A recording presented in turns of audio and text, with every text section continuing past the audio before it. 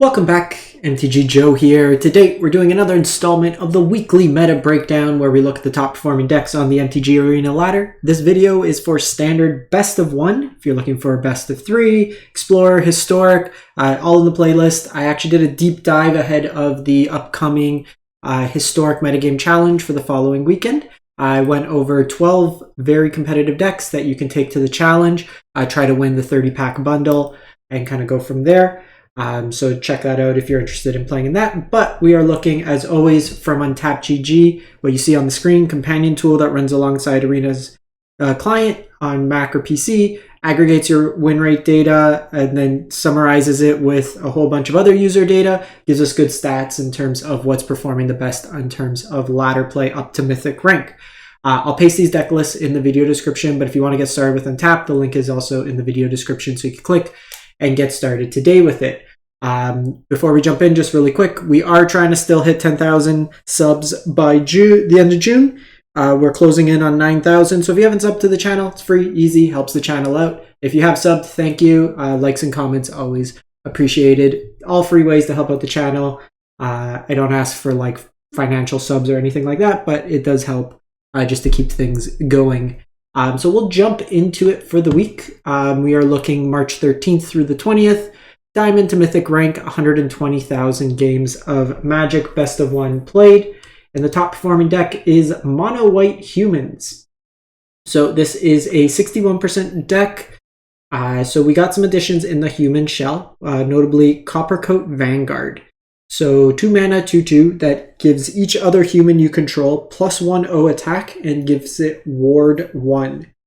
So this is played, it's kind of a nice stack effect with like Thalia, because now even like cut downs become 3 mana kill spells effectively.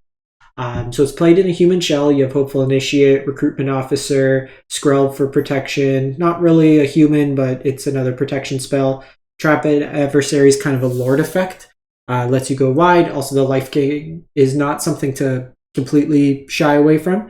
It allows you to kind of keep pace with some of the more aggressive decks in the format as well. Single copy of Guardian New Benalia, which I actually like this card being in fewer numbers. I don't like this card in decks that don't take advantage of the graveyard. It ends up just being like card disadvantage for a deck that's usually pretty low on card advantage to begin with. Trimming down on the 3 drops in this deck, so it's just Adeline and Brutal Cathar's removal. You also have Ossification. And the card that's been played is Knight Errant of Eos. So this is a card I've been a little conflicted on, and the reason being the card advantage is great, and you can kind of cheat it out. The thing is, you are an aggressive deck at heart, and being that you have to tap your creatures, you kind of have to decide at times, well, are you going to attack or are you going to get some card advantage, which at times it's you want to keep putting on the pressure. The fact that this only draws you cards if it's convoked, then that, like, you don't get it. It's either a 5 mana 4/4 or you have to kind of move attackers out of the way. That being said, it seems to be working in the shell. Where I do like Knight Errant is in the, like in Pioneer, they're doing a lot of these go wide strategies with like Gleeful Demolition and just like a lot of cheap like Burning Tree, kind of spam the board going really wide. This deck's not quite doing that, right? Like it's like 1 drop, 2 drop, 3 drop. Unless you kind of get Adeline going and kind of have a really wide board, but chances are if you have Adeline going, you're already winning the game. And then just a Naganjo in the mana base. The next deck, and I apologize in advance if I'm a little stuffy, my allergies are killing me today. So we are at Mono Red, 60%. So this is the stock Mono Red list. Take a look. It's nothing changed from the last week. Notably, only like Feldon's up to a 4 of. This is kind of the flex spot that you sometimes see. The numbers fluctuate in terms of another Strangle or a Feldon. I'd probably play another Strangle. I'm not going to go too deep dive into this because there's actually another Mono Red deck that's been putting up some very similar results. That's kind of cool and fresh. So let's talk about that. So 59%. I believe this list is from Ash Lizzle. She's playing in best of 3. So it is a gruel, like in the lightest terms. It's Mono Red Samut. So Samut is a new card from Aftermath. 3 mana, 2/3, first strike, vigilance, haste. Whenever a creature you control deals combat damage to the player, if that creature entered the battlefield this turn, you draw a card. So the big thing here is all your haste creatures, your Phoenix Chicks, your Monastery Swiftspears, your Feldons, your Bloodthirsties, your Shivan Devastators, Squeeze, Raptor. They all draw cards for you, which is usually kind of a downfall of these mono red decks where you just don't get the card advantage elements of it. It's kind of got the Dragon package as well that we're seeing in some of the mono red decks in Best of 3. So Invasion of Tarkir as a basically think of it as like Bone Crusher Giant that could kind of scale with if you reveal the Shivan Devastators, and then it's also got the Raptors that can hit the face as well as the battle at the same time. Other just kind of similar components in mono red: Kumano, Swiftspear, Play with Fire, Light Up the Stage, Feldon, Bloodthirsty mixed in. I'd be interested to see 22 lands. I would consider maybe going 23. Between Shivan Devastator, Bloodthirsty Adversary, a 4-drop, you may want an additional land in the deck. People see mono red and just naturally put like 20 to 22 lands, but it's not necessarily correlated. The next deck, Selesnya Enchantments. So this is 59% win rate deck. This is a deck, like I've played a few of the different archetypes as well. I was actually like cruising to Mythic this month with the Hallowed Haunting version of the deck. And then I just went on a crazy, I was Diamond 1 and then I ended up in Diamond 4 and then I had to get all the way back up. It was just a really bad streak. But there's kind of 2 iterations of the deck. The one that seems to be putting up more results for the general is the more aggressively slanted deck. I prefer, and I think it's kind of dependent on what you're running into. If you're running into a lot of Rakdos, heavy control, stuff like that, lots of removal, I do find that the Hallowed Haunting version lets you scale because it makes it so you have some card advantage, same with Wedding Announcement in there. This version here is more linear aggro, so you have Calyx, Guided by Fate, which is the engine of the deck.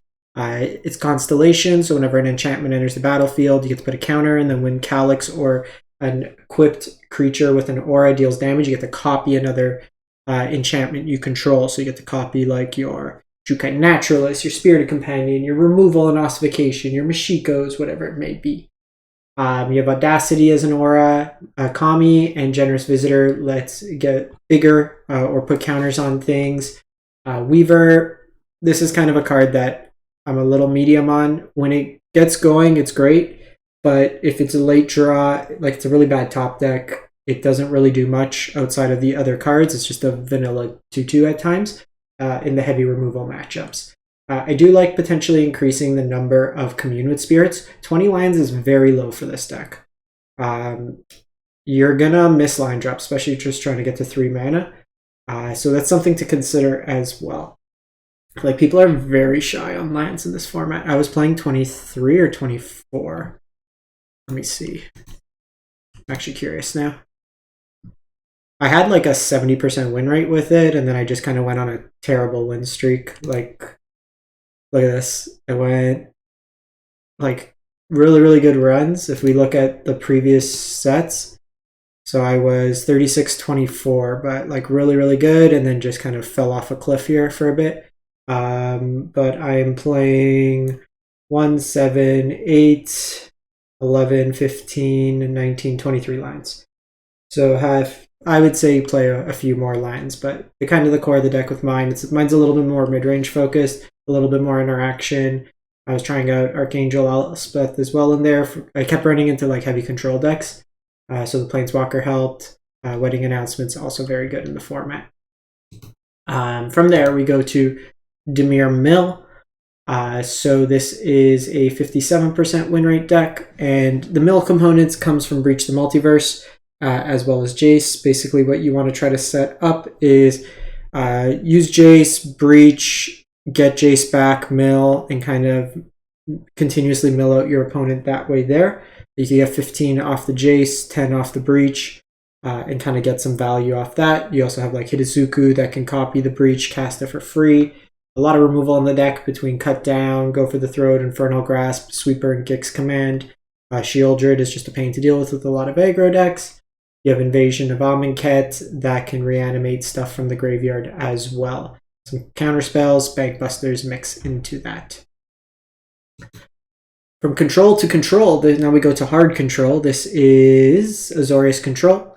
And this is just saying no multiple different ways. If I had to guess, this is probably CGB's list. If in CGB or Sonio is probably my guess, but Jace and Emperor are your win conditions. Technically, Sunfall can serve as a win condition by giving you a big incubate token. Bankbuster can also attack in. No Myrex in the mana base. You sometimes see that in these control decks. Farewell, Sunfall, just eat up away everything. Counter spells in the deck, some removal in both Destroy Evil and Elspeth's Smite. You could technically like mill your opponent out through this deck as well. Then go to Mardu Reanimator, calling a 5-color because Atrax is in the deck, but it's Mardu colors. The core of this deck is throw things into your graveyard, so blood tokens, Fable loot, the Elder Dragon loot, and then you are going to try to reanimate things. You can reanimate it either with Kroxa and Kuranos or with the Cruelty of Gix Chapter 3. What you can do is go to Chapter 2, search up any of your bombs, and then if you have a Blood Tithe out, just loot on your upkeep or any of these upkeep style effects to get it. The Tali lets you get some free recasts here. Otherwise, you got removal in the deck. Bitter Reunion is also a looting effect that can then give your stuff haste if needed. So you can like cheat out Atraxa, give it haste, gain 7 life in the same turn. You then go to Azorius Soldiers, 57% win rate.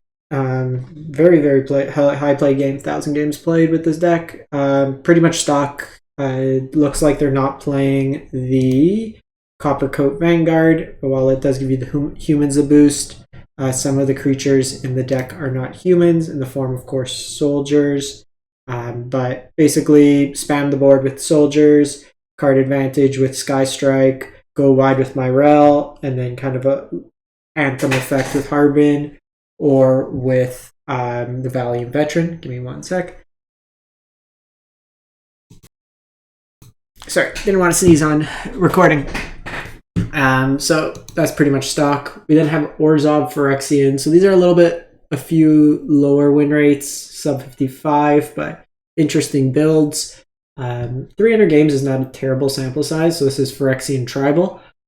So you have like the Lord style effects with Grafted Butcher, Norn's Inquisitor. So you kind of have a incubate sub theme, making you tokens. They get extra boost. The Progenitor Exarch makes you tokens. Crawling Chorus is 2 bodies. Skrull for protection. Bloated Contaminator to sack stuff, and then get big incubate tokens. Censor either like taxes your opponent's creatures coming in tapped, or forces them to cast only 1 spell per turn.